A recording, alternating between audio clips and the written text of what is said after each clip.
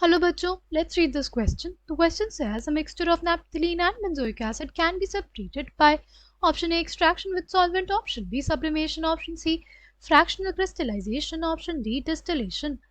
The key concept for this question is purification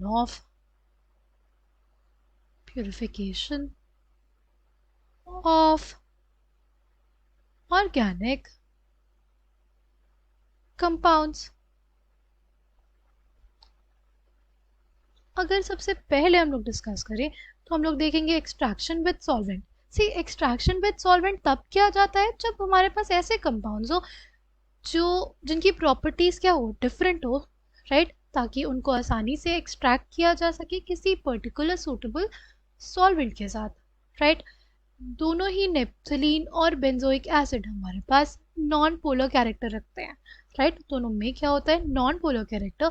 इस वजह से उनको किसी हम एक्वस या नॉन पोलर सॉल्वेंट से एक्सट्रैक्ट नहीं कर पाते, इसलिए option A will be incorrect. अगर बात करते हैं ऑप्शन सी की, तो फ्रैक्शनल क्रिस्टलाइजेशन है. तो फ्रैक्शनल क्रिस्टलाइजेशन तब किया जाता है जब हमारे पास क्या हो, सॉलिड्स हो, राइट. सॉलिड को उस पर्टिकुलर सॉल्वेंट में डिसॉल्व कर दिया जाता है, राइट. जो हमारी इम्प्योरिटीज होती हैं वो हमारे किस में चली जाती हैं, सॉल्वेंट में चली जाती हैं, राइट.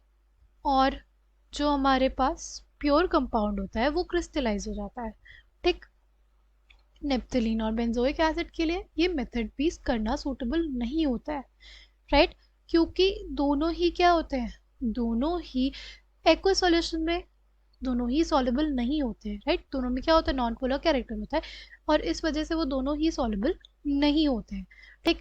अगर बात करते हैं डिस्टिलेशन की, तो डिस्टिलेशन बेसिकली तब किया जाता है जब होता है difference in high difference in large difference in boiling points, right. Distillation तब किया जाता है जब हमारे पास जो दोनों कंपाउंड्स हो उनके बीच में डिफरेंस हो, राइट, किस बॉइलिंग पॉइंट्स का, राइट. और दोनों में से कोई भी डिकम्पोज ना करे एट और बिलो बॉइलिंग पॉइंट, राइट. तब किया जाता है क्या, डिस्टिलेशन, राइट. अगर अब बचा सब्लिमेशन हमारे पास. सब्लिमेशन क्या होता है, ऐसे